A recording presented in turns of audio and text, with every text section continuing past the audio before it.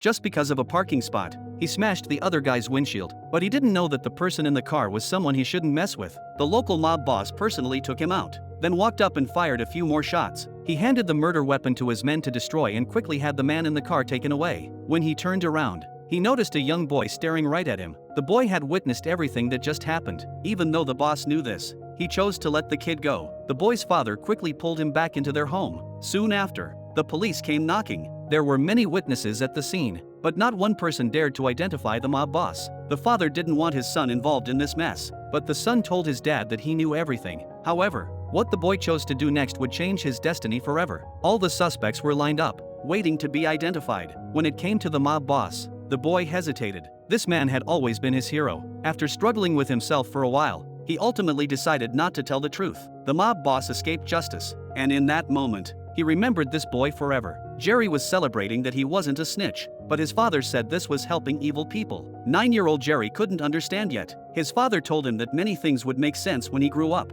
From that day on, the mob boss Sonny would always greet Jerry and even arranged work for Jerry's father. Just by delivering paintings, he could earn $150 a week. This was Sonny's way of repaying Jerry's family, but the honest father refused the offer, believing his driving job was enough and not wanting any connection with these people. The son felt differently though. Young Jerry was called to Sonny's bar. Jerry was upset because his favorite player had lost the game. Sonny had him sit down and said something that opened Jerry's eyes. Sonny told him that those sports stars didn't care about him at all, and if his father couldn't pay the rent, could those idols help him out?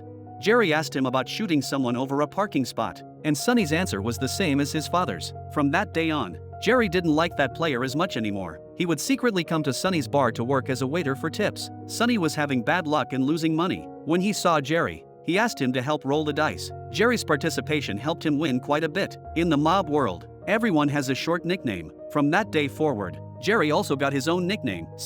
Jerry became Sonny's adopted son. When people heard about this, their attitude toward Jerry changed completely. Before, he would always fight with friends over an old man's vegetables. But now, this old guy actively showed his respect and called Jerry by his nickname C. When Jerry came home, he found his parents had been waiting for him. His father pulled out a stack of money and asked where it came from. Learning that his son was hanging around with the mob boss, Jerry's father exploded. He dragged his son to the bar to confront Sonny. The father returned the money and told him to stay away from his kid. Sonny sent Jerry outside to wait while he talked with his father. The two men had a heated argument in the bar. Sonny believed he treated Jerry like his own son, while the father insisted that Jerry was his child. Finally, the father angrily declared that no matter who Sonny was, he wanted him to stay away from his son. The father told him to stay away from Sonny, but the son preferred working there. The son said Sonny was right that working people were losers. The father told him that pulling a trigger doesn't take much strength, but getting up every day to work for a living takes real courage. Working people are the real tough guys. The father also emphasized that people don't love Sonny, they fear him, and there's a big difference. Again, he said that when Jerry grew up,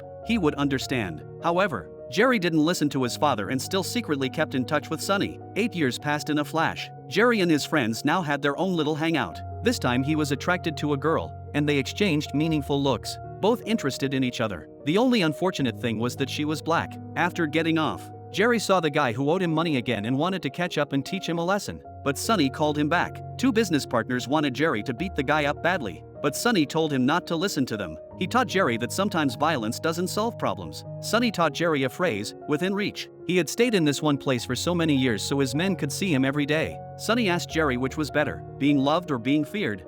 Being loved was nice, but it was difficult. If he had to choose, he would rather be feared. Fear lasts longer than love, and friendships bought with money are meaningless. It was fear that made his men loyal to him, but the trick was not to be hated. At that moment, a group of bikers arrived outside, making noise that disturbed the entire street. He brought Jerry back to the bar and found these guys negotiating with the manager. The bar didn't serve their kind, but the bikers seemed polite and promised to leave right after their drinks. Sonny generously had his men serve them, but once they got their drinks, the group became rowdy and trashed the place. Sonny gave these guys one chance to leave immediately, but unfortunately, they didn't treasure it. What followed was some serious business behind closed doors. That night, Jerry's friends planned to get some weapons, and Sonny happened to discover this. He stopped the deal and called Jerry aside, warning him that these friends were just troublemakers. Sonny told Jerry to study hard, get an education, and not do what he did. A few black kids just rode their bikes past them and were stopped and beaten up badly. Jerry never expected his friends would do such a thing, so he stopped his friends from making things worse and saved a black man's life.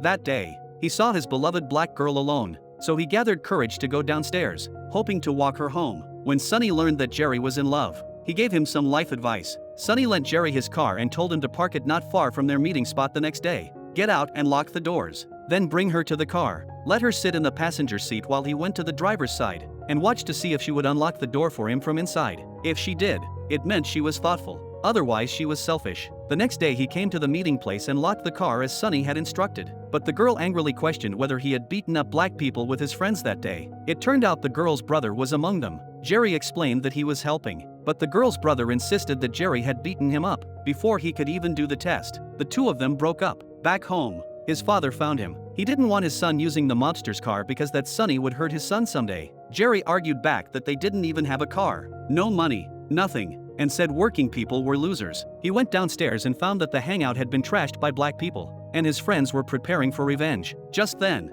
Sonny came up and slapped him, demanding to know where he had driven the car. He had found explosives in the engine, and luckily they hadn't gone off. He thought Jerry was using the love affair as an excuse to set him up. Jerry swore he hadn't done anything, that he had only gone to school. Feeling down, Jerry got into his friend's car, which was loaded with Molotov cocktails. Jerry didn't want to participate and wanted out, but was afraid of being called a coward. At an intersection, Sonny opened the car door and pulled him out. After Sonny sent Jerry back to the neighborhood, his men said a black girl was looking for him. Only then did Sonny realize he had been wrong. The girl's brother explained the truth to him, that Jerry had indeed saved his life that day. The girl sat in the passenger seat, and Jerry walked around to get in. He stopped behind the car to look inside, and sure enough, the girl had unlocked the door for him. When he reached the black neighborhood, he found everything was already over. These so-called friends had lost their lives to their own Molotov cocktails. Jerry had been spared because of Sonny. He couldn't wait to run back to the neighborhood to thank Sonny. But in the crowded bar, he noticed a man with no expression slowly approaching Sonny. Sonny's eyes were all on Jerry,